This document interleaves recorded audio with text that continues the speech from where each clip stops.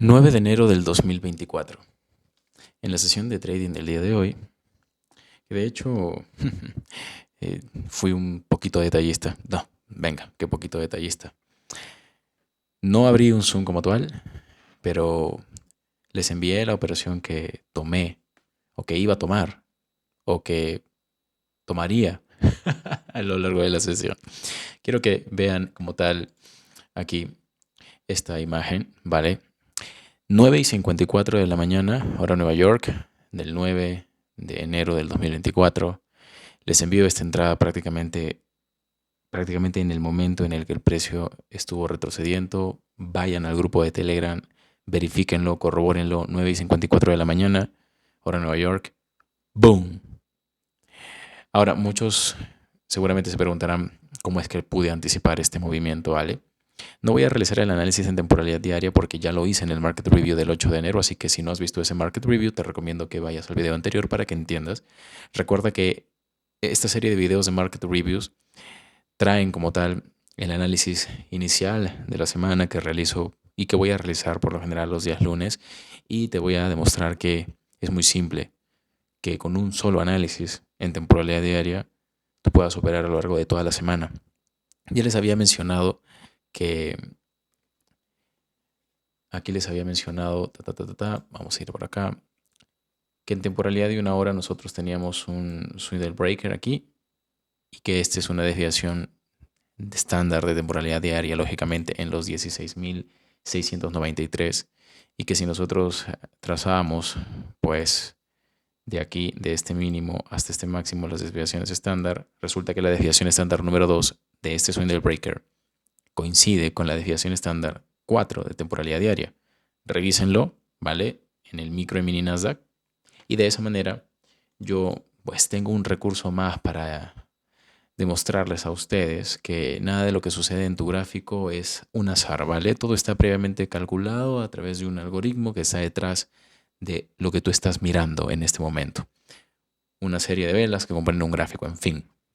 Ahora, la consigna inicial de este Market Review es explicar cómo es que determiné la dirección y cómo es que llego a la conclusión de que el precio va a subir. Vale, todo comienza mucho antes de que el precio alcance la desviación estándar alrededor de las 6 de la mañana. Es decir, fíjense aquí lo que nosotros tenemos, el nivel de detalle que nosotros tenemos.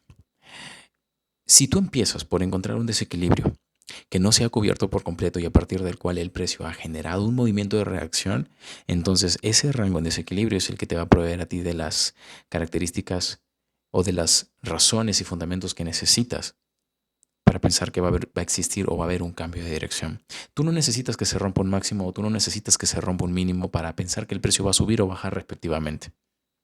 Entonces, por esa razón yo marco el origen de este vacío de liquidez en forma de CB. Ya no voy a repetir lo mismo. Revisen mi mentoría de entrega de precio 2023 y también, hasta este momento no se ha lanzado la mentoría de entrega de precio 2024, pero estén pendientes y si ya se publicó, ve a verla. Ahora, punto importante. Tenemos un CB en temporalidad de un minuto porque lógicamente el Vademecum utiliza esta temporalidad y si te das cuenta aquí, ese CB se deja abierto.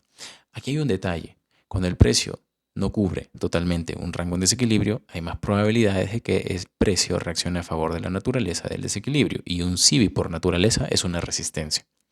Ahora, veamos el detalle.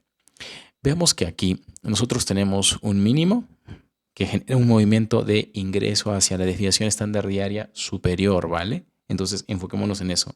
Este mínimo directamente es un mínimo de plazo intermedio. Genera un movimiento de ingreso, de penetración a la desviación estándar diaria superior. ¿Vale? Ahora enfoquémonos en el último movimiento, ¿vale? Que empieza desde aquí, el último movimiento alcista dentro de este CB. Inmediatamente el precio se involucra con ese CB, genera un movimiento de reacción y ahora nadie le presta atención a esto. Es como solo se enfocan o en el order block o solo se enfocan en el fair value gap o solo se enfocan en lo que tienen en la izquierda y esperan que el precio reaccione, pero no lo monitorean. Y aquí hay un detalle. Cuando nosotros tenemos este movimiento bajista, no se trata de que simplemente yo te diga acá, bueno, busca el fair value gap o busca el BPR y entra en una operación en venta. Aun si esto se presentara dentro del horario del Vademecum, no podría simplemente sacar una conclusión tan barata como esa. Tienes que primero entender la naturaleza del movimiento bajista. Es un SIBI, es una resistencia. Bajo la teoría o la consigna teórica de que un desequilibrio, si no se cubre el precio, va a reaccionar a favor de la naturaleza, eso quiere decir que eso es una resistencia y lo que yo en efecto voy a ver, no es que vaya a ver, es como que puede que vea, no. Lo que yo en efecto voy a ver es que no se va a cubrir ese SIBI y si no se cubre tiene que inmediatamente romper el mínimo que genere el movimiento de ingreso, ¿vale? De ingreso al rango en desequilibrio. Un rango en desequilibrio se interrumpe, o en este caso no se interrumpe, sino un movimiento bajista con un único tipo de volumen transaccional, es decir, con un único tipo de velas, se interrumpe en el momento en el que aparece una vela contraria. Ya está. En el momento en el que aparece una vela contraria, tú lo que haces es delimitar el origen y el fin. Aquí no estoy delimitando el fin, no lo necesito, solamente el origen para que tú entiendas que no se cubrió por completo. El precio sale del rango y te rompe el mínimo. Este mínimo, primero, pongámoslo en contexto. Este mínimo es un mínimo de plazo intermedio puesto que me genera un movimiento de ingreso a un rango en desequilibrio. Enfócate en todo el movimiento. Si este mínimo de plazo intermedio se rompe, tal y como lo hizo acá, eso quiere decir que el precio va a caer. Esa es la razón por la que acá vemos una contracción, no se rompe este máximo que también es de plazo intermedio, puesto que se genera dentro de un rango en desequilibrio y puesto que también produce un movimiento de salida. ¿Te das cuenta? O sea, aquí ya te estoy dando características muy específicas de cómo identificar máximos o mínimos de plazo intermedio. Luego de que tengo este movimiento, un ligero retroceso y allí está una operación. En el hipotético caso de que esto se presente dentro del horario del Vademecum, tú lo tomas. Ahora enfócate en esto. Tienes el movimiento bajista, nuevamente se rompe este mínimo, otro SIBI no se cubre. En este caso, aquí vamos a trazar el origen. Listo. El precio llega ligeramente al origen de ese SIBI, rompe el mínimo, mínimo que no se debería de romper si es que llega al origen. Se rompe el mínimo, el precio cae, genera un SIBI aquí. Voy a trazarlo ahora con un pequeño cuadrado. ¿Tú ves que el precio llega al origen? No, cuando no llega al origen, reacciona. ¿Y qué pasa? Que este mínimo es un mínimo que genera un movimiento de ingreso a una desviación estándar diaria superior. Si ese mínimo se rompe, el mensaje es que el precio caiga. Pero ¿cómo cae? ¿Cómo cae? Date cuenta de las características del movimiento que cruza la desviación estándar. Tiene un SIBI, tenemos contracción, expansión bajista. En todo este rango hay equilibrio, ¿vale? Y acá recién se empieza a generar otro SIBI. Esta es la operación que yo les envié. Ahora, puntos importantes. Resulta que este máximo que ustedes ven acá es un máximo que me genera un movimiento de golpeo y de ingreso hacia la desviación estándar inferior. Pero ese es el máximo que me va a generar el mínimo más bajo después del ingreso previo. Si este es un máximo de plazo intermedio, este pasa a ser mi máximo de largo plazo inmediatamente. Eso es lo único que puedes interpretar en este contexto. Máximo de plazo intermedio, máximo de largo plazo. Tú no necesitas decodificar estos máximos de acá, no lo necesitas. Solo necesitas un mínimo que te diga si es de intermedio o no. Y necesitas los máximos de donde se generan los movimientos que rompan ese mínimo o que rompen ese mínimo en este caso. Una vez que lo tienes descodificados, no importa la acción de precio que suceda acá, lo que importa es si estos máximos se rompen y si el precio cruza nuevamente el límite o la frontera entre la desviación estándar inferior diaria y la desviación estándar superior. Ahora, esta línea que tú ves aquí no necesariamente tiene que ser el límite de una desviación estándar. Esta línea que tú ves allí puede ser en otro caso, en otro ejemplo, un límite de un fair value gap, el consequent encroachment de un fair value gap, el límite superior o inferior de un gap, de un vacío de liquidez, la apertura de un order block si es que usas order blocks. Lo único que tú tienes que saber es qué máximos y qué mínimos se tienen que romper. Es muy sencillo. Si tú sabes qué máximos y qué mínimos se tienen que romper, entonces inmediatamente vas a sacar tus conclusiones de dirección. Es muy simple. Pero antes de que se rompan esos máximos o esos mínimos, tú ya tienes que traer una consigna. Tú tienes que antes haberte hecho un planteamiento. Ok, Si pasa esto, entonces lo único que me falta es esperar que se rompa este máximo. Tengo los respaldos y los fundamentos suficientes como para asumir que el precio va a subir y listo. ¿Qué hice yo? Primero enfoquémonos en este CIBI. Si la teoría dice, ¿vale? Si la teoría dice que si un desequilibrio no se cubre por completo, el precio va a reaccionar con mayor probabilidad a la naturaleza del desequilibrio, es decir, este CIBI es una resistencia. En primera instancia, si ves aquí, no se cubre, ¿verdad? Es como el precio sale, no me rompe el mínimo y vuelve a ingresar.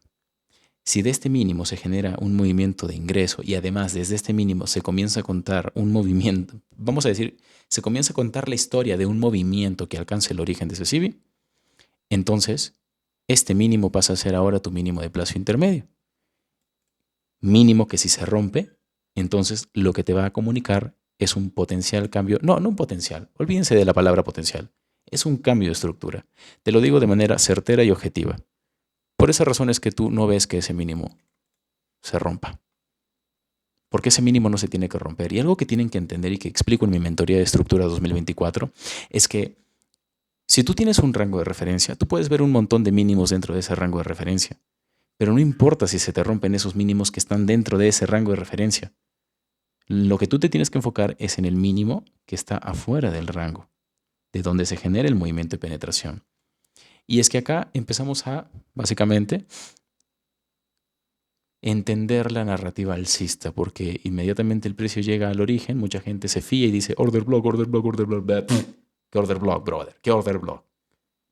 Venga. Lo único que tú tienes que esperar aquí es una contracción. Y mira lo que sucede. Si la teoría dice que un desequilibrio que no se cubre por completo permite que el precio reaccione a favor de la naturaleza del desequilibrio, que suceda lo contrario, significa lo contrario. Y por eso ves esto. Pero ya ves ahí a cuánto trader operando con order block, order block, order block, ¿verdad? Eso es lo que yo, ¿cómo decirlo? Yo les quito ese paradigma a mis estudiantes. Y en este momento lo estoy haciendo contigo que estás mirando este market review. Ya sabes cuáles son los máximos y los mínimos que se tienen que romper, pero antes de que se rompan esos máximos o esos mínimos, primero el precio tenía que cubrir este CIBI. Segundo, tenía que cubrir este otro CIBI. Tercero, cruzar el nivel de desviación diario. Y esto pasa al final, esto es lo que respalda ya tu consigna. Por eso es que cuando tú ves una neutralización de un máximo o de un mínimo, no puedes asumir simplemente que, oh, sí, ya market shift, market shift. No puedes hacer eso. Tienes que tener consignas previas. ¿Cuáles eran las consignas previas para este contexto? Ya te lo expliqué. Retrocede el vídeo. Esa es la razón por la que yo solamente tengo que esperar un retroceso. Ya sé cuál es el mínimo que no se tiene que romper, puesto que si se me rompe ese mínimo, bro, entiendan una cosa. Cuando ustedes me vean operar en vivo, ojo, no es mi responsabilidad que tomen las operaciones que yo tomo. Solamente lo hago de forma educativa. Y tengo que decir esto para descargar la responsabilidad, lógicamente. Pero es importante que si ustedes se unen a mis sesiones de trading en vivo y me ven perder, tienen que entender que yo coloco los stop loss de mis operaciones en lugares en donde entiendo perfectamente que me va a cambiar la narrativa. Un stop loss no puede ser por las probabilidades, brother. Bro, ¿cómo me vas a decir que por las probabilidades? ¿Acaso no confías en tu estrategia? ¿Acaso no confías en tu modelo? Tu modelo tiene que ser tan perfecto que incluso aun cuando tocas stop loss, te está tratando de comunicar otra cosa. No. Tratando no. Te está comunicando otra cosa. El stop loss es como uno de mis estudiantes de mis acompañamientos grupales me dijo, Ángel, ¿sabes qué? Gracias a tu modelo, yo considero que el stop loss es como un peaje que pagamos a cambio de información. Pero esto solamente lo entiende aquel que sabe colocar los stop loss en los lugares correctos, porque va a haber el típico trader amateur que va a decir, oh, mi zona sigue siendo válida, mi zona sigue siendo válida. Y ese es el típico error en el que muchos van a caer. Mi zona sigue siendo válida, mi zona sigue siendo válida. ¿Qué válida? ¿Qué válida?